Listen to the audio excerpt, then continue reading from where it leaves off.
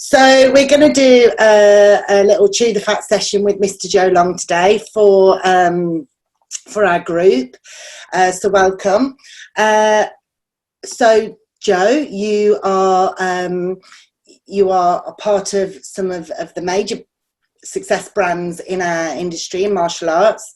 You and your partner in crime, Paul Alderson, obviously FightersInc, Seni, Pain and Glory, 10K Karate Clash, and then obviously more recently you've gone global with your brand association by becoming a director for the UFC Gym brand, which is just phenomenal. Outside of that, you run, I believe, one of the biggest Saturday and Sunday morning football leagues in London. So lots going on. And also, to your credit, you managed to convince one of the hottest women I've ever met in my life to marry you many years ago and join you on your journey. So Dawn, she's punching above her weight. She's punching above her weight. Yeah. We know. So how does little Joe from London manage to enter the world of martial arts and be part of some of the biggest brands and events that we've seen in our industry? You're making me blush. It's not as sexy as you've dressed it up to all sound. But yeah, I started karate when I walked into a dojo when I was 7 years of age. So actually done martial arts from 7 years of age through to, I think I stopped competing internationally when I was about 22. Okay. So my father was fairly good friends with Tiki Donovan, who's fairly renowned within karate. Yeah, I think I've heard that name at some point. Globally. And my father used to box, and Tiki actually used to box as well. And he took me down there to look at this karate club. He just wanted me to do something as a child which was, help to discipline me. And I think my father kind of knew the boxing gyms in and out. They wasn't back then, and even some of them now are very much like, oh, just get on with it, and then we'll look at you in sort of 3 months time or a year's time. If you've proved yourself and you just left to go on a bag or skip, taking nothing away from the amateur boxing clubs because they do a great job, but it wasn't as disciplined as karate was. And I think at that time in the early 80s, karate was getting a good name for discipline. And that was the main reason my father took me, was to give me some form of structure, some form of discipline, and probably to get rid of me a couple of times a week as well, I would imagine. Standard good parenting, yeah. Yeah. So that's how I got introduced to martial arts from a young age. So I was very privileged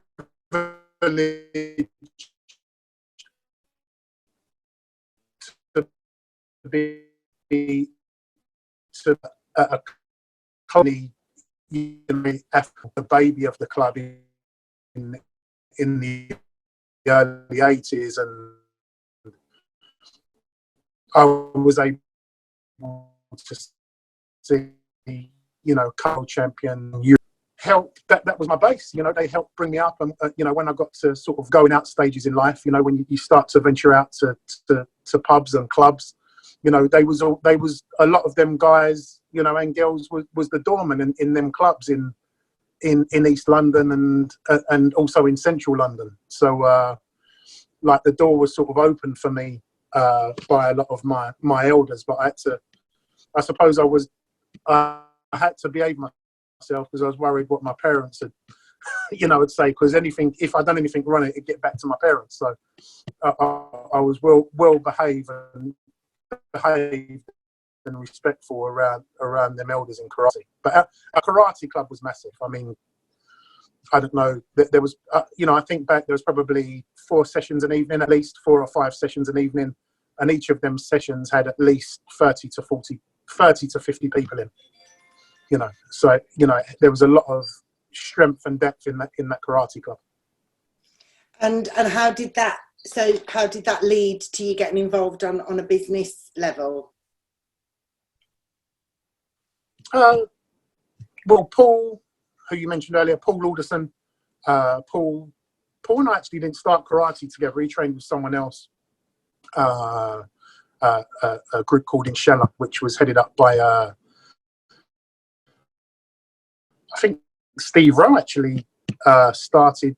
No, sorry, beg your pardon. Steve Rowe got involved with Ian Cuthbert later on, but Ian Cuthbert and Cole Dyer started a group called Inshallah, and that was a big karate organisation. And those who was around in the sort of 70s and 80s, Cole Dyer and Ian Cuthbert were, very good instructors. But Paul left their club to come to our club when he was about 16, and we just become good friends. Even though he's what, 4? So he's 4 years older than me. So happy birthday, Paul! You'll get. And yeah, Paul and I started training together outside of the club, just like doing pad work and fitness stuff.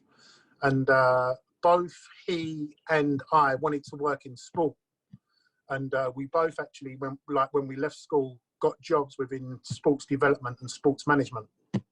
And we both had very similar careers in what we wanted to do and what we was doing. Even though Paul actually at that time got more into, he was doing sports management, but he also got into fitness. So Paul had his own gym when he was about, I don't know, 19, 20. He actually had his own gym, which he took over from Jeff Thompson, ironically.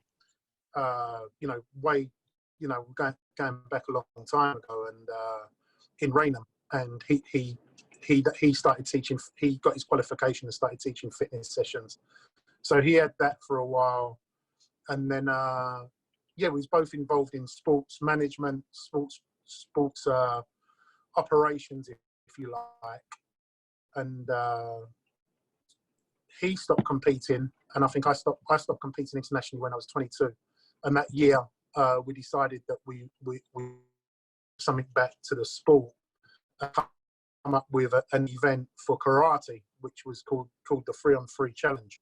So it was a team event for karate, but we actually promoted it in a dinner show environment. So we very much went along the same lines as the amateur boxing dinner shows, which back in the 90s was, and early 2000s, and even now are still, big events. And we actually got the first event we done in 1997 televised on Sky Sports. So wow. I think we was on Sky Sports for maybe 2 or 3 years. Then we went on to Eurosport. And then when we sort of went on to Eurosport, then we introduced the 10K to Eurosport as well. So, it started off with a karate dinner show. That's how it started off, and it sold out really quick. I think we had about something like 550 people in this venue, got televised, and we kind of never looked back since. We went from the 3-on-3 karate event.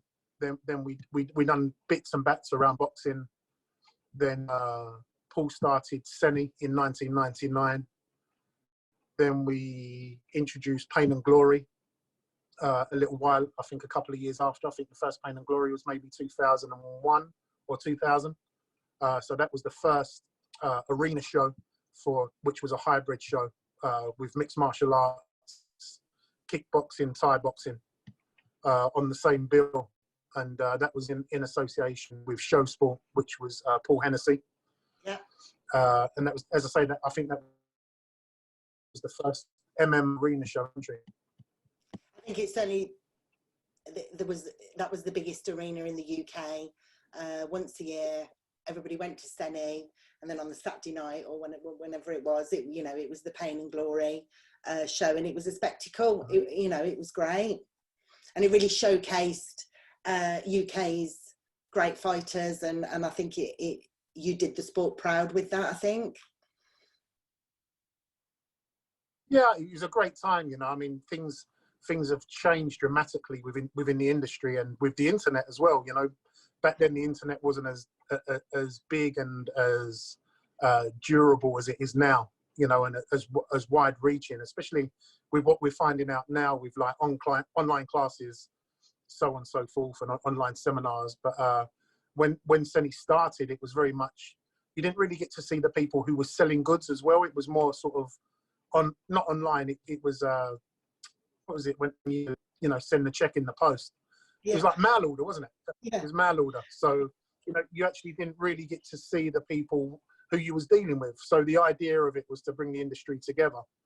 But where we both of us had come from a traditional martial arts background, we was both fans of full contact stuff. So it was a case of reaching out to everybody and saying the whole of the martial arts community can come together under one roof and sort of share ideas, share knowledge, you know, share practicing techniques, share, you know, boxing shorts, gloves, headgear, you know, the whole lot. So it was a very much of a coming together of the industry, of the whole of the combat sports industry. And it was a great time. You know, we had some great years doing that show.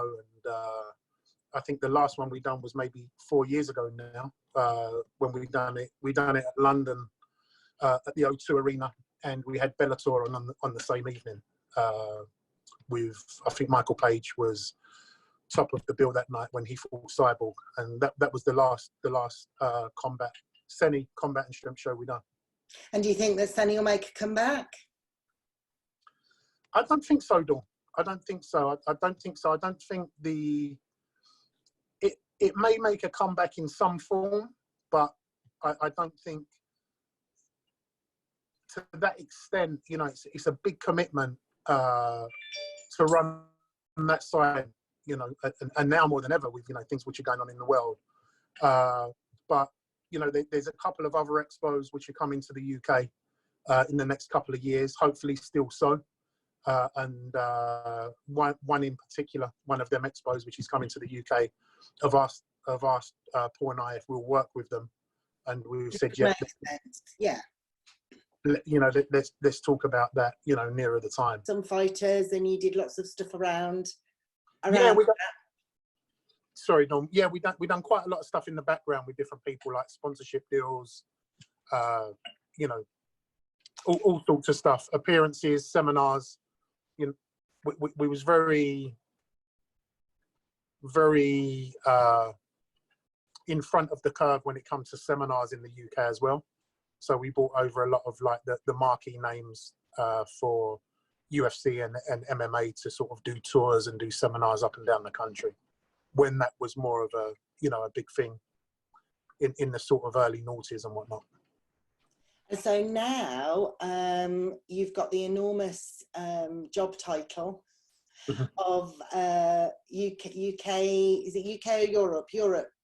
No, UK. UK, UFC Gym, and you've opened up a couple of those already. It's a fantastic franchise opportunity. I think when it was first announced, people stuck it into a bit of it's either an MMA thing or it's a McJojo thing, and actually it's not. It's not at all. So I would very much like you to explain the concept of the UFC gyms and how that mingles with martial arts, just so that people understand. Sure. Well, the key word for UFC gym is fighting spirit. So it's about empowering the fighting spirit. The gyms are not fight clubs in inverted commas, and they're most definitely not dojos. The coaches which we have are, you know, some of the best coaches in the UK and Europe, which they have to go through a 5-day qualification and a 3-part interview to actually get a role as a coach in a UFC gym. So they're most certainly not either of them. You know, they're not fight clubs and they're not dojos.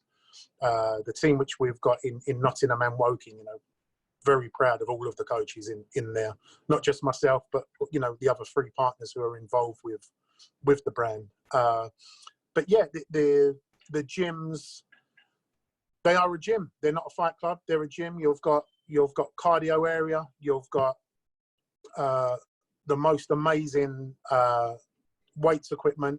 We've done an amazing deal with Hammer Strength and Cybex and Life Fitness. So you've got top of the range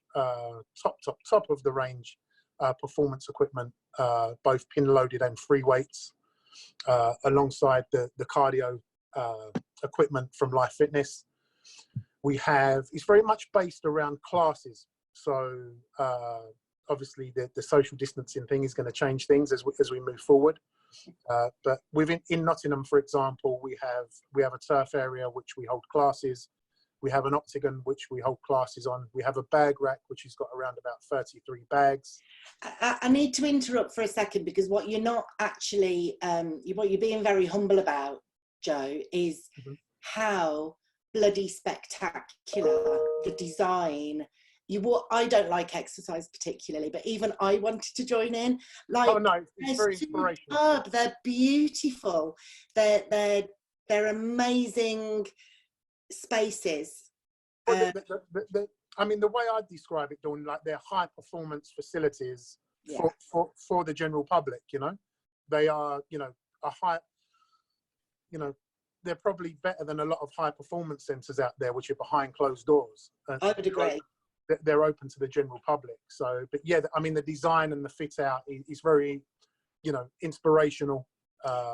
You know, our hashtag is train different. So it flows, you know, the feel of the gym flows. So as well as them areas which I just said, we have a fitness studio. We also have a dojo behind closed doors, and we have a recovery area as well. So and you know, I saw the crypto. You have crypto booths and stuff. Cryotherapy. We've got cryotherapy. That's so how would you describe the interaction between martial, because it's a family-based gym setup, high end, high performance, as you've said, but it does include a dojo. There is that relationship with martial arts. The brand on its own projects that, and obviously when you started opening, it was a worry for a lot of martial arts instructors, even in, you know, when you did Nottingham, the big boys were coming and they were going to open this, you know, MMA thing and blow everybody out the water, whereas actually that's not the concept at all. Explain to the guys the relationship with martial arts and what that dojo means, and how you're integrating with UK martial arts clubs and instructors. Yeah, no, it's not a case of, oh, you know, UFC gyms landed, or, you know, all be worried. I mean, we've got coaches in Nottingham who coach for UFC Gym, who coach in local kickboxing clubs or boxing clubs. So when a UFC gym does land in your area, you know, we will be looking for coaches and the right coaches to come on board. So it's not a case of, oh, we're here, we don't want to know what else is out there. It's an open door for people to get in touch with us. I would imagine most martial arts clubs, you know, I know for a fact, a high percentage of members which go to a martial art club will also have a fitness membership, a Fitness First or a DW Fitness or a David Lloyd or a Pure Gym. And what you get at a UFC gym is basically everything rolled into one. And our programming starts from 6 years of age. And what is important for us, that we're for all ages and abilities. That is very important for UFC Gym. So you don't have to be, you know, the next biggest MMA star to walk through the door. Far from it. You know, we've got a whole range of members in Nottingham, which, you know, range from, you know, kids of 6 years old to women in their 70s. You know, just come over and use the treadmill and do some strength and conditioning classes. So it's all ages and abilities, and it's open to everybody. So it's not as you say, a fight club, and it's far from intimidating. You know, in fact, it's very female friendly and female driven. And so the franchise model, yes, which is a bit of a dirty word in our industry, whether be it right or wrong. I think when I've spoken to people, because you mean within martial arts industry? Yeah. But actually, the truth is, the reason why a franchise model on a broader scale throughout commerce and industry works is that it's an existing brand. You can't get a bigger beast than UFC. I mean, that is the brand to attach yourself to. But it's kind of a business in a box, really. All the I's are dotted, the T's are cut. You instantly buy into an existing brand, you've got that marketing, you've got that whole machine behind you. So I think the reason why the franchise model, not just yours, but as a business opportunity works, is because it enables people to buy into something that is theirs, but they have the backup of that machinery and the mechanics at the back end of it. And you know, there's lots of people out there that may be interested in pursuing or having a little peek at that, where especially if they have a martial arts background, they're going to be able to contribute, and their juices would get flowing maybe a little bit more than if it was in just a normal gym. So tell us about the franchise side of it and what opportunities there are with the UFC gym throughout the UK. With the franchising, we actually haven't started franchising yet, because we're getting the model right. So we was just on the verge before all this disasters happened. We was just on the verge of starting to franchise, but that's on hold now until everything clears up. So as a business, we was literally trying to get everything right and in place. Sorry, Dawn, one sec. My grandson's just walked in and he's making noise. Okay. You're gonna be quiet. You promise? Right. Yeah. So from actual franchising out, we've decided to put the hold on that for now, because we want to make sure that our model's right, because a lot of companies franchise out and the model's actually not proven within their country or right or settled within their country. So I think, well, hopefully towards the back end of this year, we'll start to franchise out. We've had a heap of interest. I mean, I think we've had probably now over 600 inquiries, to franchise. And be quiet. And we've got a great list of people who we're going to be approaching and talking to as time goes on, but I mean, with this financial situation, I don't know, people's mindsets are going to change. Also, there's a lot of reports that, that fitness and leisure and health is going to get even bigger. Some may question that. Some may say it's, people are going to train more from home. We don't know. We don't know what the future holds. But what I can say is that it's an exciting brand, and globally it's expanding all the time. I mean, when we announced in 2018, I know you come to the launch when we announced, we was the 13th territory to announce with UFC Gym globally. And today there's 32 territories with UFC Gym in them. Yeah, so it's growing. It's growing and it's developing, and that's the thing as well. It's developing, and more is being learned, from an international and global perspective than ever. So we've got some great people involved on a global level, like some of the biggest players in the industry. Mark Mastrov, who's the CEO, he's the gentleman which sold 24 Hour Fitness in America. Anyone wants to Google him online, he's actually the gentleman alongside the Fertitta brothers which come up with the concept of UFC Gym and developed it from scratch. So the support system globally is amazing. We partnered with Mike Bisping, who's got a UFC gym in America, so he's already got one. He runs it. He knows the ins and outs, and obviously he's got involved with the UK deal, which is great. Mike, it actually all started from Mike. Mike got involved with UFC Gym in America, and he's part owner of UFC Gym Costa Mesa, which is a great club, which he's partnered with UFC Gym globally and Cub Swanson, who's another UFC athlete. And our partnership, Mike is a partner in UFC Gym UK, and we've also got two other partners which come from the leisure industry and franchise world.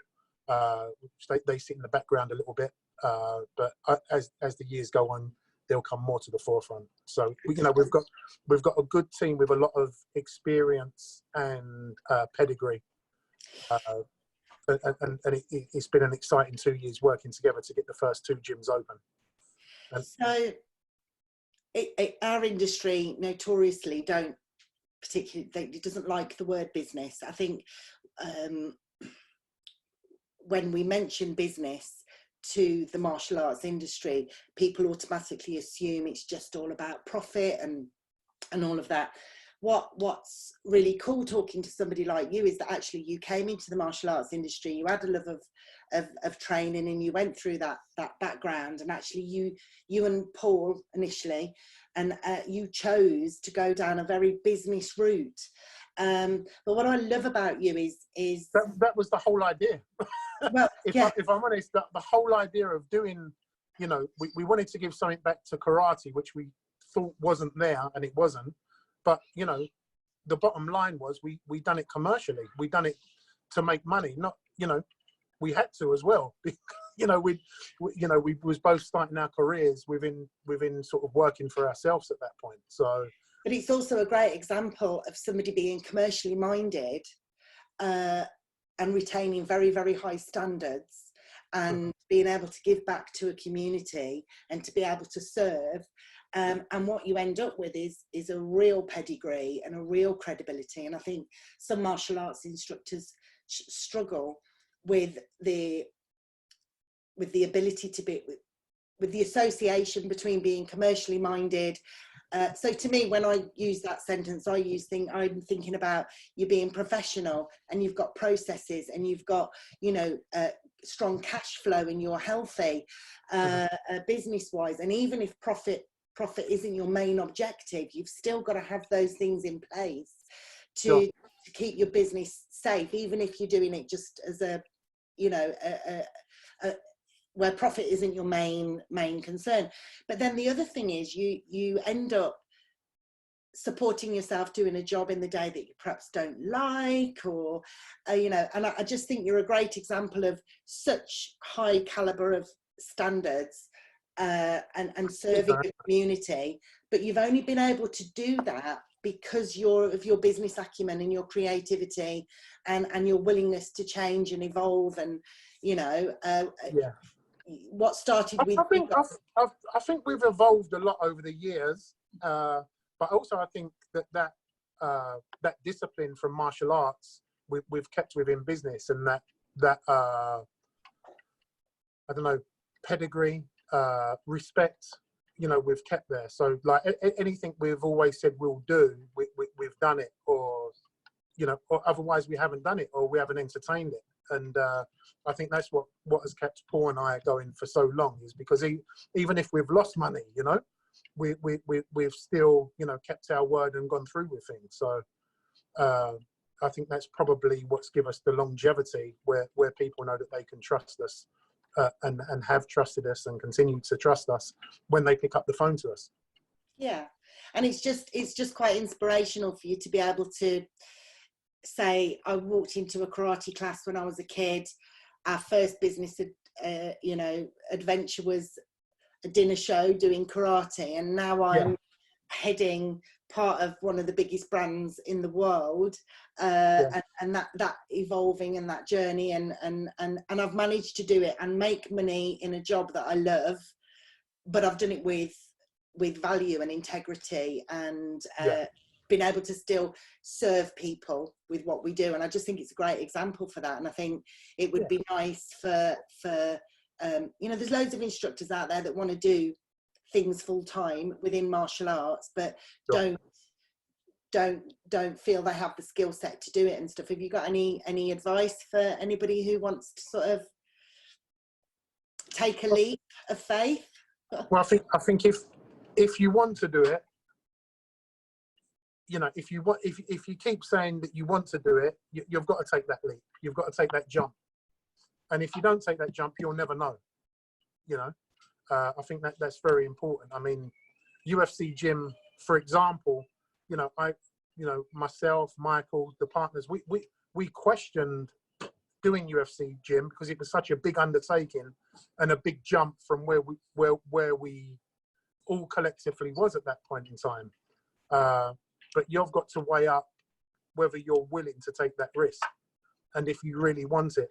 I suppose I can relate it to martial arts in a way. You know, if in the full contact world, you know, when you have a matchup, if you don't feel comfortable taking that fight, don't take the bloody fight. You know, you've got to feel comfortable with yourself and be honest with yourself, what you can do and what you can go forward and achieve. Because the minute you start being, the minute you start lying to yourself is the minute it's all going to go wrong. And actually, there's help out there too. You know, you go and find ways and support networks to help you with, you know, fill in the gaps of the things that you don't know. But it does start with that honesty, isn't it? And that honesty. Yeah, and yeah. I mean, I think there's more support out there for martial arts than ever. You know, especially the stuff you guys are doing. You know, I think governing bodies are slowly evolving as well because of the introduction of social media. So, you know, maybe what they haven't done over the years can be exposed more quickly, you know, on social media, and people, you know, have got more of a voice where before people didn't really have that voice. No. My whole career, MAGB was founded on not agreeing with the standard of service that the Old Boy Network provided. There you go. Sorry, Don.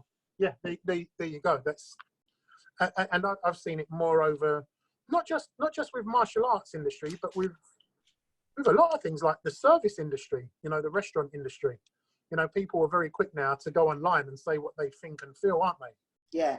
Whereas before, especially within martial arts, you know, how dare you, you know, complain about your instructor or the governing body? God forbid you complain about the governing body. You know, there was like royalty, you know, but they're human beings, and if they're not doing something, then it needs to be said. And you know, going back, that was the whole reason Paul and I done our first ever show, because we didn't think the governing body was doing a very good job with the sport what we both loved. And that's a great starting point, and look at what you've achieved now, just with that fundamental integrity, approach, standard, ethic, willingness to learn, and here you are, which is fantastic. Yeah, I mean, it's a lot of learning and changing and, you know, tweaking. You know, no one knows it all. No one knows it all. So it's about listening to people and taking, you know, people's advice. I read something earlier, a couple of days ago, online, and it was something about, you know, your biggest, like, constructive criticism can be your biggest tool to move forward. And it's so true. You know, a lot of people don't like to hear the bad things about their business, but in fact, the bad things about your business, you put them right, could double or triple your business.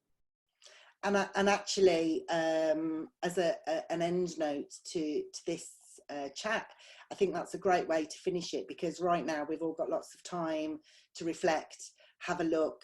There's been this massive leap into having to change the way we do things. Instructors have to change the way they teach through stream or whatever it is that they're doing, and it's a great time to have a look at the things that you're not very good at, and maybe actually just use this time constructively to mend some of that and come back really strong, which is fantastic. And if anybody wanted to inquire about the UFC franchise side of things, where would you send them? Sure. If anyone's interested in the franchising for UFC Gym, just go to ufcgym.co.uk, and there's a section there which you complete, and then somebody will get back to you. You probably get a questionnaire sent over with some more details. But as I say, we're not, once this is out the way, then we'll probably be actually looking to actual franchise, you know, the back end of this year. And with 10K Karate Clash, when's the next? Because you've obviously haven't been able to do it this year. When's that? No, that's right. Don't know yet, Dawn. We're just sitting tight and waiting to see, you know, the next sort of government announcements. I mean, the difficulty with bigger events, you know, like that one, even though it's not an arena show, but it's you know, it's a couple of thousand people. You go into there's going to be a backlog of events which need to catch up, and obviously people which have booked events, you know, for the last quarter of the year, you know, are going to want to keep their dates. And then there's the question mark: is everybody going to want to go out this year? So hopefully, we'll watch that space. Yeah, you know, it's one of them ones. So hopefully we'll get it on the back end of this year. If not, you know, the first quarter of next year. And we've got to wait and see what the Olympic program is for karate and the qualifiers, and work around the national calendar for karate as well, because all of their dates are up in the air. World Championships, I think, yeah, World Championships, European Championships, you know, they've all got to be rescheduled as well. So lots of sitting and waiting and then working out to do. Well, it's been lovely speaking to you, Joe. I like the beard. Thank you. I'm going to shave it off when all this is over. Yeah. I'm going to be a bum with a beard for a while. Well, we'll catch up soon, Joe. It's been a pleasure. Lovely. Cheers, Dawn. Lovely to talk to you. Thanks. Bye. Bye-bye.